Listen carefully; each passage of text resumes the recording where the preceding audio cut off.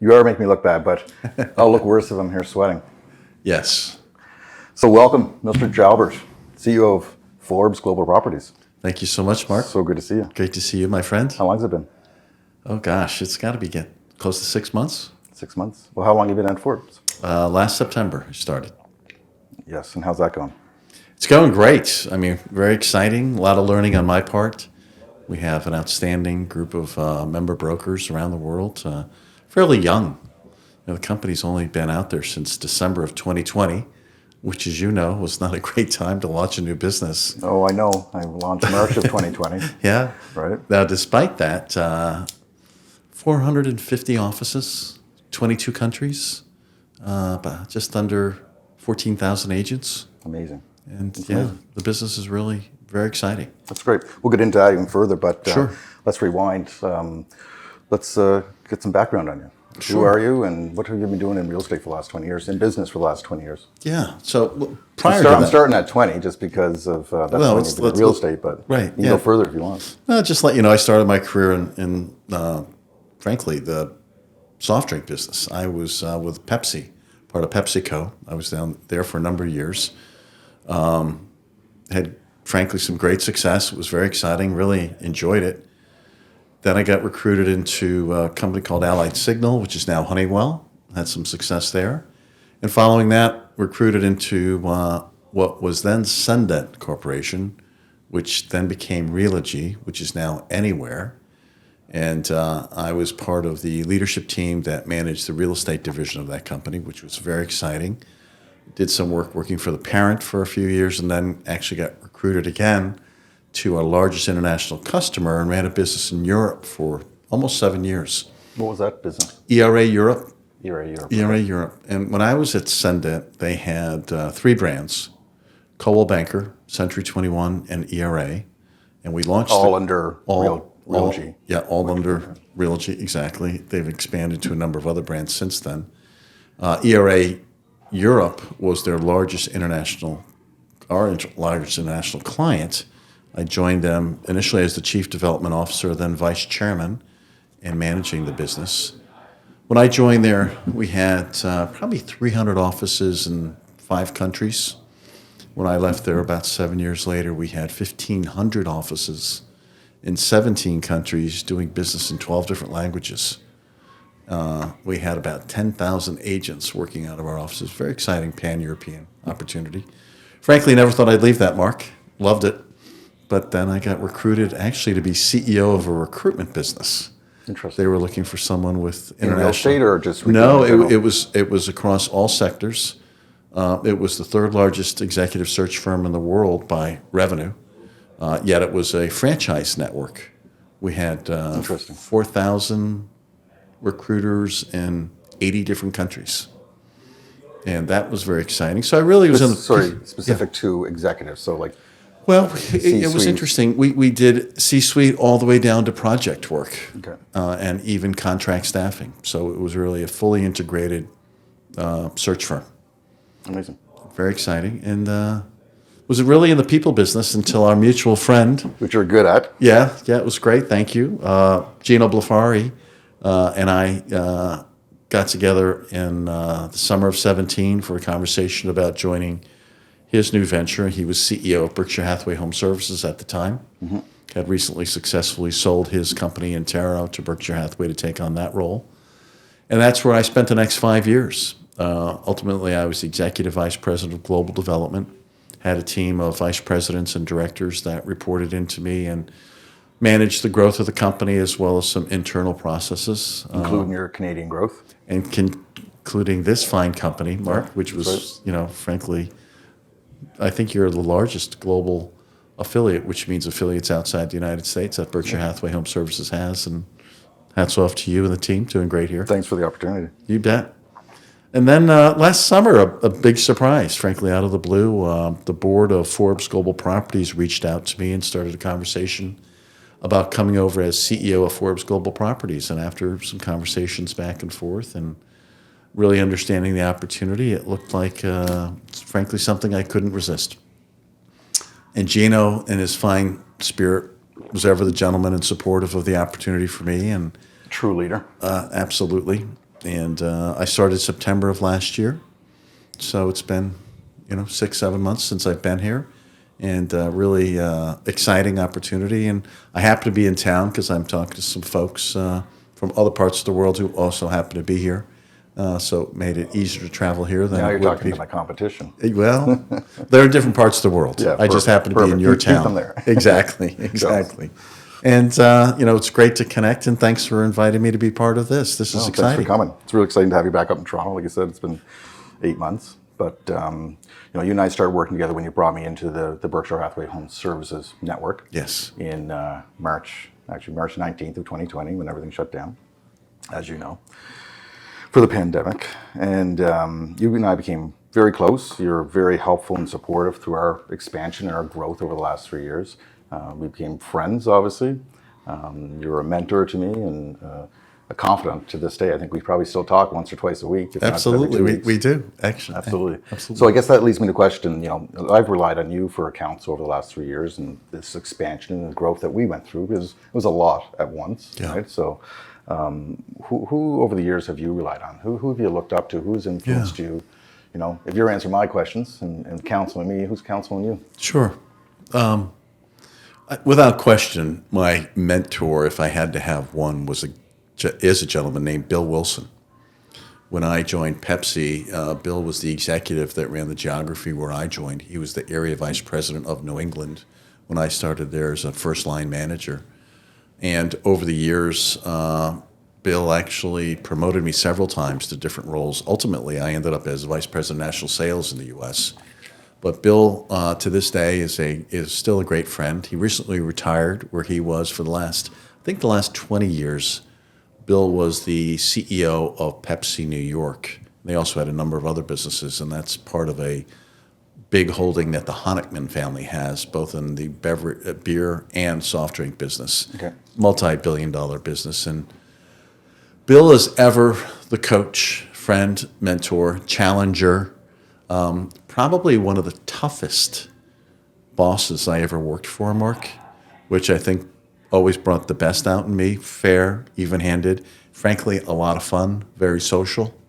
Tough with fair is good, right? Absolutely. It's really what you want, the challenge, the stretch.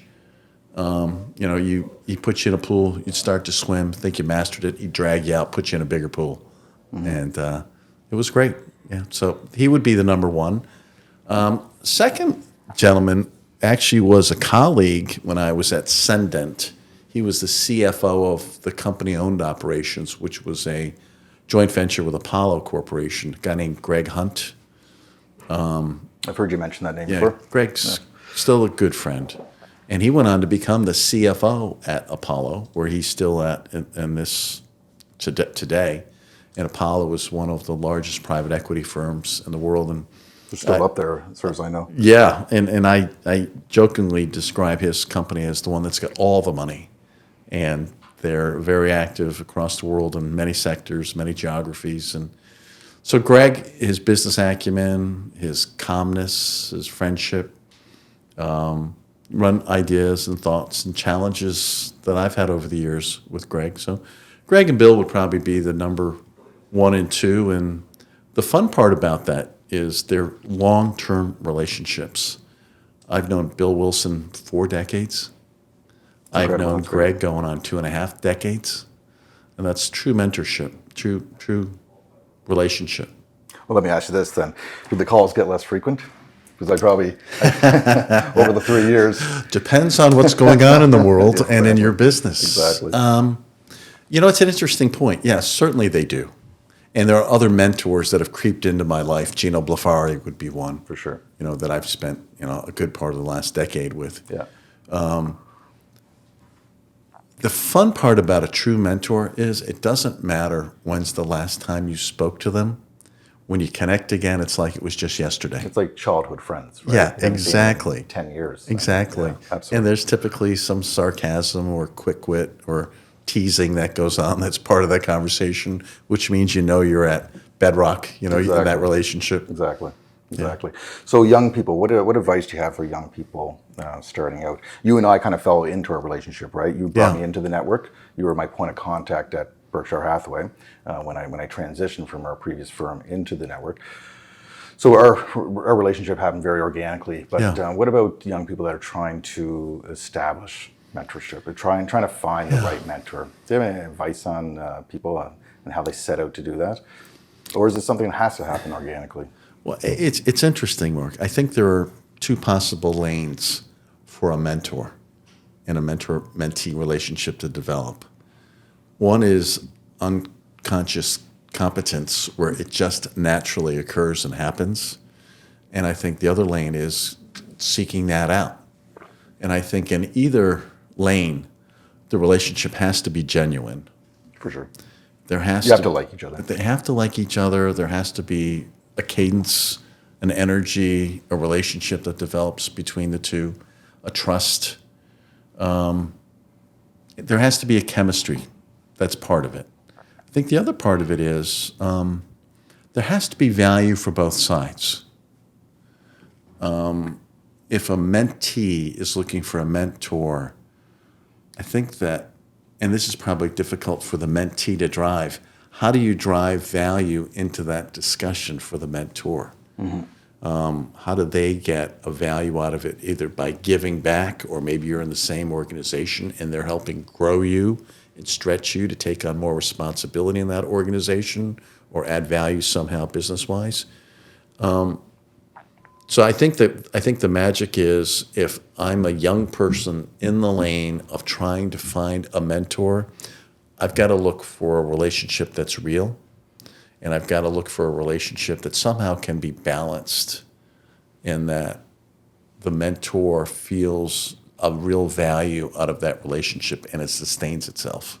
Yeah, and I think the best mentor-mentee relationships happen in the workplace as opposed to separate, right? When the mentor is someone that the mentee answers to or works under, Yeah. it's easier to happen organically. And I think oftentimes the leaders, sometimes we all know egos can take over, and some people get a little bit nervous about grooming someone too much. They're working themselves out of a job. So I think the leadership has to check their ego at the door on that front as well, because you're only going to make your team stronger and better, and right. You actually remind me of a story or an experience I had, Mark, that I think maybe speaks to this, even though it's not exactly on point with the question. And that is, when I was a growing young manager at PepsiCo, and I was there long enough to really have a relationship with the most senior leaders in the company. And one of the people that I had that relationship with, now I'm not suggesting we went out for coffee, but we had a relationship, was Roger Enrico, who, when I first joined Pepsi, he was the executive vice president of the company, went on to be CEO of Pepsi, went further beyond to become CEO of PepsiCo. But I remember in one of the opportunities that I had to spend some time with Roger, we were talking about management and leadership and growth. And his mindset was the following: take a blank piece of paper, draw a circle in the middle of the paper, small circle, and put in the number of how you'd rate yourself on a scale of 1 to 10. Well, let's suggest, just for a moment, Mark, you're having a particularly humble day, and you put down you're an 8. Then you draw a circle around that circle, and there are people that are inside that circle. And you, as a leader and a manager, what number on 1 to 10 would you want those people to be that report to you that are inside that circle? For sure. And I said to Roger, well, if I'm an 8, I'd want them at least to be 9s, and frankly, I'd love it if they were 10s. Exactly. And he said, that's leadership. That's right. That's leadership. That's what leadership is. Surround yourself with smart people, right? Exactly. And a lot of folks, if they're an 8, they won't hire more than a 7 to be part of that circle. And that's exactly what I was getting They at. hoard power. So Love your stories. learned that early on from a guy who went on to be quite a leader. You have a story for everything. That's what happens when you've been around a while. You have what I call scar tissue. Exactly. Now, you and I, in the 3 years that we were working together within the Berkshire Network, we put a number of deals together, and we worked on quite a bit together. We had some great successes, and but last year in particular, you helped me put on my big boy pants, and we almost touched the sun last year, right? Yeah, we went elephant hunting. We went elephant hunting. I was going to say whale, but we went after a big one. A really well-rounded real estate company. 9 figures this company would have been worth. We got the investors lined up. We had it on the 2-yard line, and we had a explosion of the perfect storm of events that blew that deal up. But you know what? The more I think about it, and I always dissect it, and you and I have debriefed on it. We've dissected ourselves.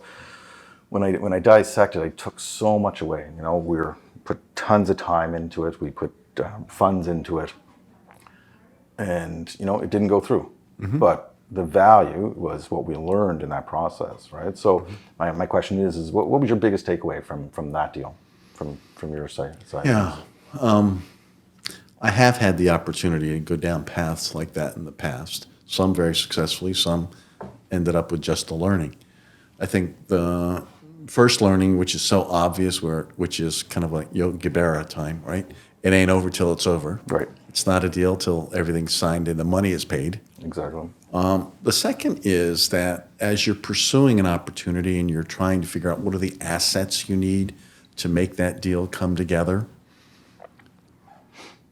if you're leading the deal from your side and you've got the opportunity to be selective and clear-minded about it, make sure you have enough of a robust stock pool of possible assets that could help you get that deal done. I think that oftentimes if you marry yourself just to one asset, maybe that's financially to help the deal get done. If for some reason that financial asset wavers, deal's off. But if you had, with clear heading, said, this is my number one in that lane, but I've also got 2 others, possibility if this doesn't work, so that if the deal can go through, it's not because a third party failed. You had the For sure. right players. And that comes with time as well, right? That comes Right. with relationships and being able to call in, pull up the Rolodex and call in the right people. As evidenced of as our experience, we get into some pretty heady boardrooms Yeah, that okay. were, with captains Yeah, of industry, we top sat, of their game. I remember sitting in London with you on the 60th floor, whatever tower, whatever bank we were in, and thinking to myself, how did I end up here?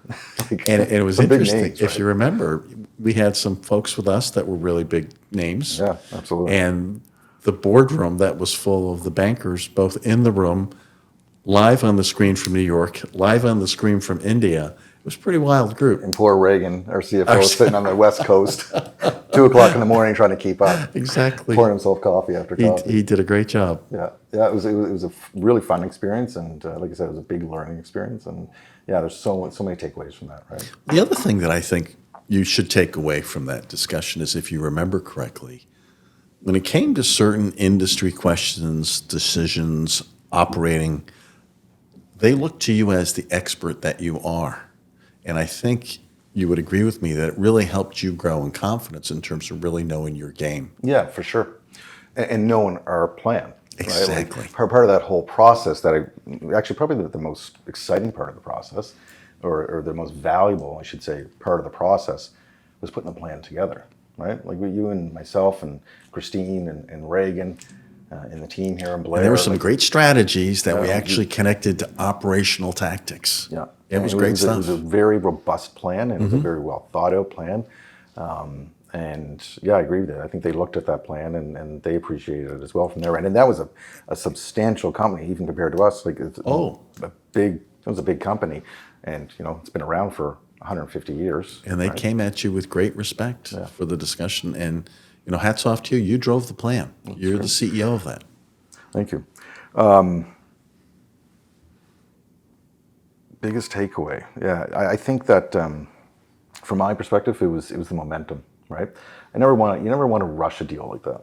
Yeah. It's not something that you can shoot from the hip or rush through. But I do appreciate the power and momentum, right? Like we were pretty aggressive. We pulled it together fairly quickly, and the plan that was. And we were aggressive about getting in front of them as much as we could as well. But if I had to do it again, I would have been a little bit more aggressive with the timing, right? Keeping the meetings on schedule and not letting delays happen. Like, you can't walk away from your operation. You can't be involved in a plan like this and take your eyes off the prize, either from your day to day. From the as core the CEO, company, right? I'm so responsible for the day to day of the operation. Thank God I have a great team here that was covering for me. But still, I think if we had had a little bit more momentum or a little bit more timing on our side, that we might have been in a different position right now, right? Well, I mean, what's that old adage? a deal never gets hotter. It just cools the Exactly. longer you let it sit. Yeah. So you want to make sure, and it is a momentum sell. And you're just leaving room for instance like happened to happen. Yeah. Right. So which you can't account for. It's But you know what? In today's world that we don't know, Mark, given the global economy, given the impact on the industry, maybe it would not have worked out as we had planned, because I think to a large extent nobody's foreseen the challenges that we're involved with right now. yeah, and that's why I have no regrets. I'm going to take the value that we just discussed away from it. It's going to be implemented into everything I do moving forward. It's now one of my stories, so I get to tell a story sometime. Exactly. Right. But yeah, let's chalk it And up. after the NDA expires, you can actually say who. Yeah, we'll chalk it up. Yeah, we'll chalk it up to a learning experience. Exactly. So let's dive back into Forbes now. So tell me Sure. about the Forbes International Properties model. Sure. And your plans for growth in that. Yeah, and you used the word. It's actually Forbes Global Properties. Sorry, yeah. That's okay. And as you know, I'm always very intentional when you're trying to build a network across many countries, many time zones. Global is such an important word. For sure. Because to me, the global word is one that is inclusive as opposed to international. When you step out of your geography from Toronto, when you fly to Dubai, and you want to have a conversation with somebody about an international opportunity, they look at you and say, well, I'm home here in Dubai. This is domestic. What are you talking about? But when you say global, it's the great unifier, and people love to have a global conversation. So anyway, back to the point. Forbes Global Properties was founded by a gentleman named Jeff Hyland, who, if anybody's listening or watching this that knows our industry, you'll know that he very famously founded with his partner, Rick Hilton Hyland, the luxury real estate firm based in Beverly Hills, California, decades ago. And it is a powerhouse. And over the years, Hilton Hyland had been part of other networks. And Jeff, in particular, had a point of view that he thought that there was an opportunity to build a better offering. He thought that offering could compete well because he often thought that other networks' ownership oftentimes made decisions that was best for the ownership versus the network or the network members. So that was a little bit under his skin. And frankly, he also thought that the economics were a little out of balance in terms of paid for things that he didn't want or need. So he set off several years ago to put this network together. The first thing he did was he reached out to like-minded colleagues, because he always loved the global impact a global network had on his company, his clients, his agents, and wanted to recreate that. And he found like-minded folks who are now broker owners of our business. We have our board, and they're around the world. It's a truly global group. And over the course of working through that, he and our current chair, Bonnie Sellers, who was our co-founder, agreed that not only did they want to put the offering correctly together, but they had to get the branding right. And Bonnie, through her efforts, had discussions with Forbes and Michael Federley, who's the CEO of Forbes, and he loved the idea for Forbes to be part of a global luxury real estate network. And just a little bit about Forbes. It just makes sense, right? Yeah, Branding. it does. Forbes has been around 105 years, yet it's still very contemporary. And the magic of Forbes is they think about themselves as the playbill. If you go to the theater, the playbill is the program. They think of themselves as the playbill for the entrepreneurial success stories. They write about people. They write about people and their business experiences, what they build, how they built it, tell those stories, teach those lessons. And they also talk about how once the entrepreneur is successful, how do they enjoy that success? So it has great connections to the lifestyle, travel, real estate. So he loved that connection. Company was launched December of 2020, as we both know, arguably not a great time. But here again, as I said up front, we've got a great membership. We're 22 countries, and the opportunity is still to grow it fairly significantly. And so where to start then? What companies did it? It started with Hilton In the Hyland US, okay. in Beverly Hills, California. Willis Allen, which is in San Diego. Started with a company in Melbourne, Australia. Alicante, Spain. Geneva, Switzerland. and No small Paris, feat France. since December 2020. That's a Yeah. lot of damage. So that's the in a short story. amount of time. Now we have members in East Coast, New York, here in Canada. We're in 3 cities up here. Soon to announce a new one. We're in Europe. We brought in a huge firm in London last year, Chesterton's. We've got a great company in Monte Carlo. That's a big one. Chesterton's. Yeah. That's an old brand. That's a established firm. Well, I was just saying Forbes is 105 years old. Chesterton's is 210 years old. That's just wild, right? Like as Canadians, as Americans, like Yeah. a 200-year-old company. That's amazing. Yeah. That's quite the legacy. It's exciting. Yeah. We've got a wonderful company in Dubai.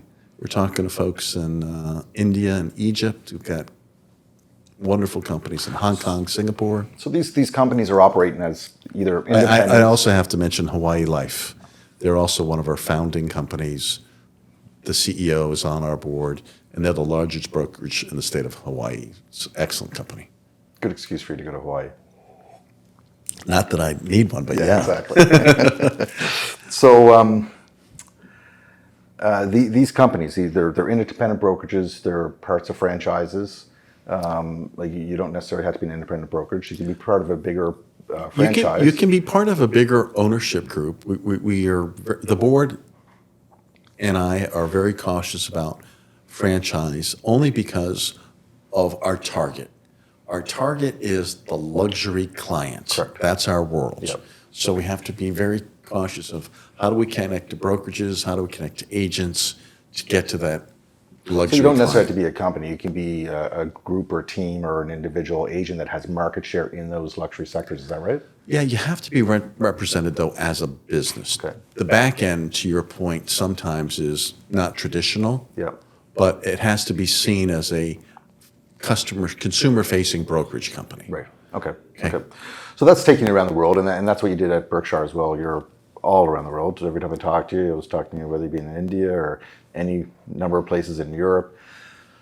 Lots of travel. I'm sure you're probably in the same type of boat right now, doing trying to knock it out around the world. Yeah.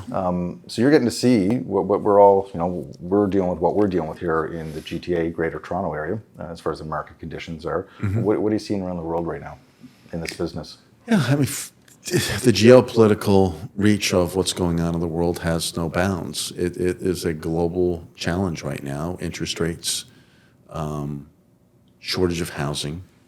And there's some legacy there, Mark, that is really built into the experience now that was different than the global financial crisis back in 07, 08.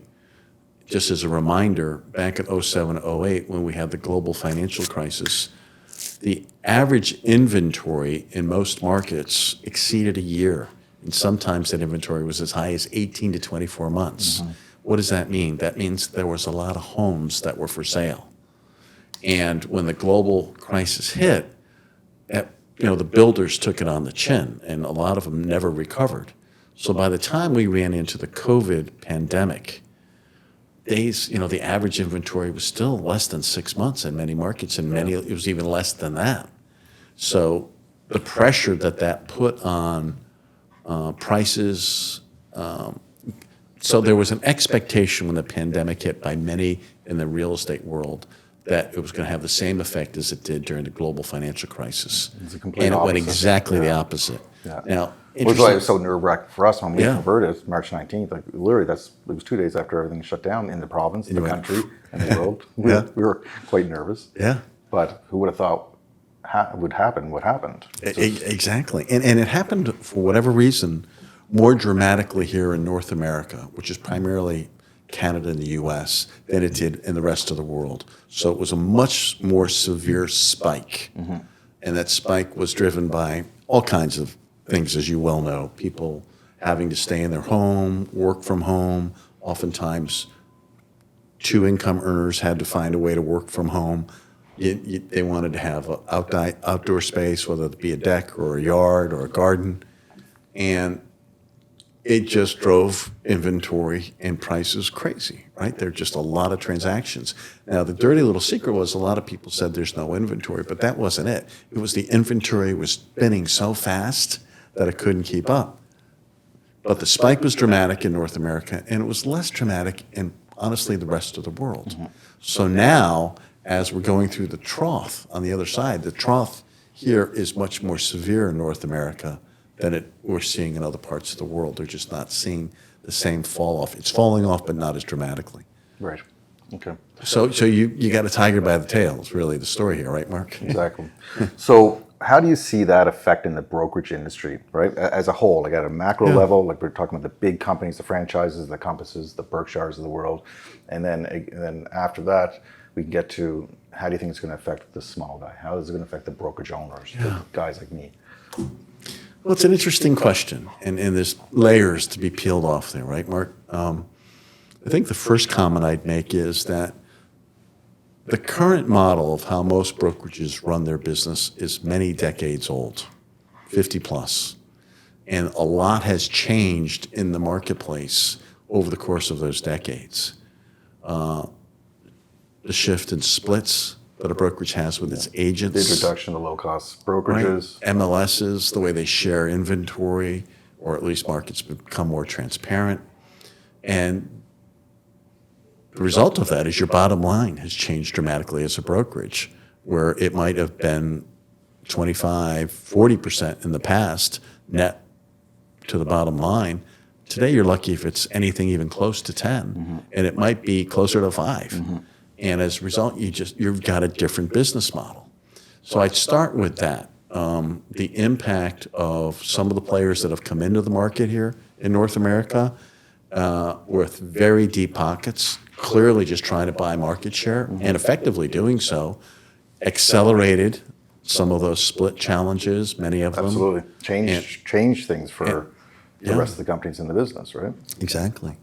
So I think that what you have to get Now out. they just have to turn a profit. Well, yeah. Another discussion. That's another discussion. But the effect that it had on you is it changed your model and you had to react. Yep. I think the opportunity as a business leader, both of us, different seats, but nonetheless, you have to look out over the next 5, 10 years and say, where is the market going?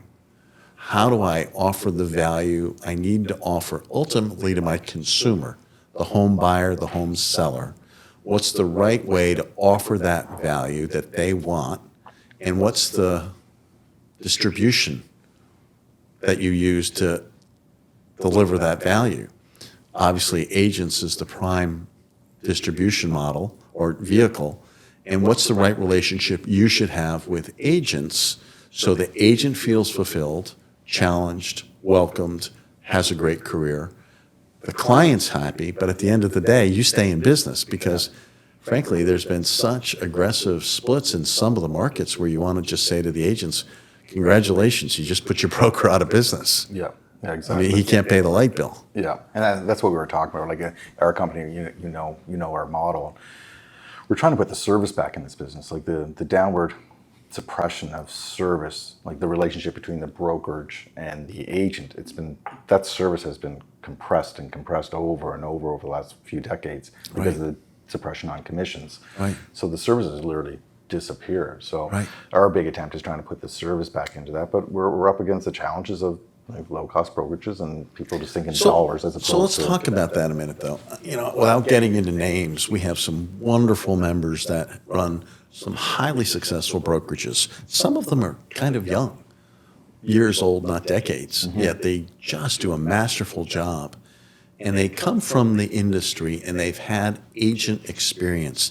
They've sat, as our vice chair at Forbes Global Properties likes to say, they've sat in the living room sweating through a suit, nervous, am I going to get this listing? Exactly. Yeah. Right? They've had those hard discussions. They know what it's like to be the tip of the spear.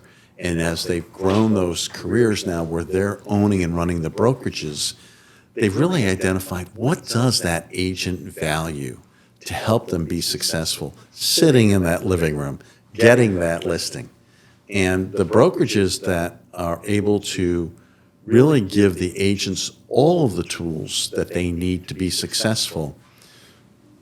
So to back up just for a minute, many of the offerings that are in the marketplace today that you would call low cost have limited values that they give to the agents: marketing, social media, some tech tools are pretty good, but the agent has to spend a lot out of their own pocket.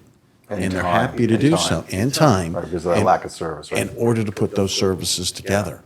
And the broker owners that I'm referring to now who have been the agents that understand that, if they can keep the balance right of really providing those services in-house, that the agent, beyond the split they're paying the broker, the cost is covered, it's proven to be a very successful model where I've seen it.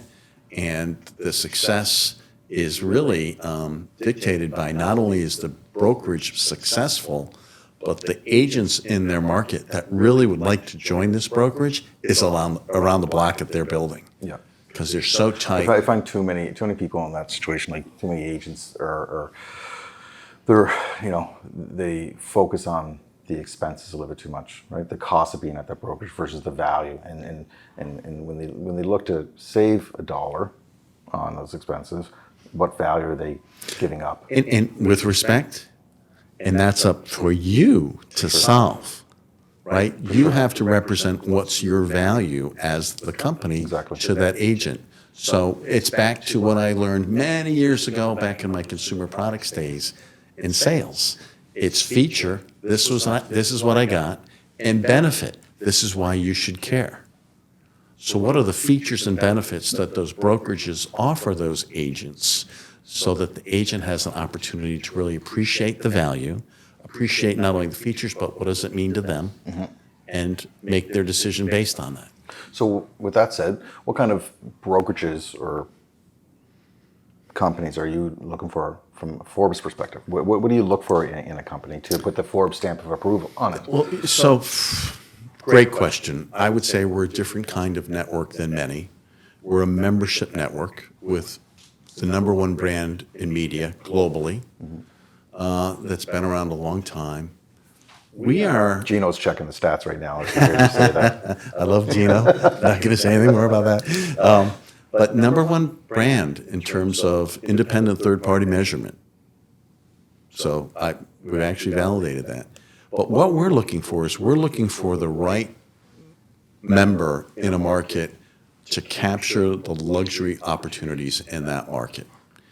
We're looking for folks that know what they're doing in the brokerage business. We're not trying to promote some third-party CRM that we cut a deal with. I'm not going to put a trainer in your office to teach you how to recruit and retain your talent. We're looking for great brokerages that know how to run a great business, that are in the luxury space. They want to maintain that, accelerate it, expand it. We're a wonderful tool to help you do that. We're an accelerant to that business. We help you get incredible credibility by leveraging the brand, but we also deliver real eyeballs to the products that you're selling. ForbesGlobalProperties.com would be an example, Mark.